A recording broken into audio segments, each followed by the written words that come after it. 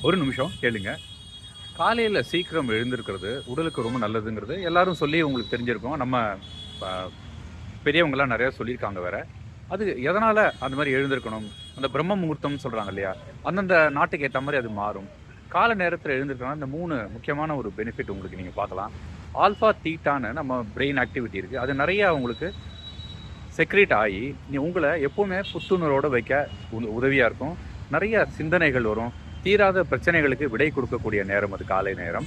Plus சொசைட்டிலயும் வெளியில உங்களுக்கு ஜாஸ்தி டிராஃபிக் இல்லாத இருக்கிறனால, ஒரு அமைதியான சூழல் இருக்கும். மனச வந்து அமைதியாவும் வச்சுக்கும்.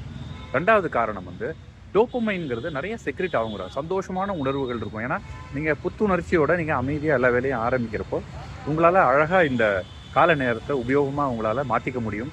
நீங்க யோசிக்கிற விதமும் சரி, உங்கள நீங்க நடத்திக்கிற விதமும் சரி, உடற்பயிற்சி செய்யணுங்கிற ஆர்வம், தியானத்துல இருக்கணுங்கிற ஆர்வம், இதெல்லாம் கால நேரத்துல நெறையா வரும்.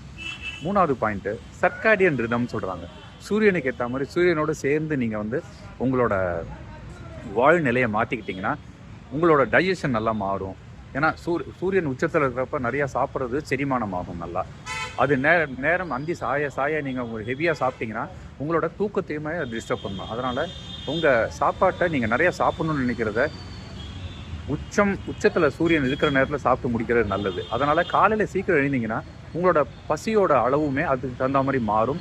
உங்களோட செயல்பாடுகளும் அதுக்கு தகுந்த மாரி மாறும். தூக்கமும் ஆழமா இருக்கும். சரிங்க. சீக்கிரம் எழுந்திருக்கணும்னா சீக்கிரமாவும் படுக்கணுங்க. இந்த ப்ளூ லைட்ஸ் வர்ற அனைத்தையுமே நீங்க ராத்திரில படுக்க போறதுக்கு 1 மணி நேரத்துக்கு முன்னாடி தடுத்து நிறுத்திடுங்க. சும்மா ஒரு இடத்துல அமைதியா உட்காருங்க. ஃபேமிலி டைம்னு ஏதாவது இருந்ததுன்னா, நீங்க பசங்களோடையோ, இல்லாட்டி குழந்தைகளோடையோ, இல்லாட்டி நீங்க பெரியவங்களோடையோ பேசுறதுக்கு முயற்சி செய்யுங்க. உங்களோட நேரம்னு நீங்க ஒதுக்கிக்கங்க.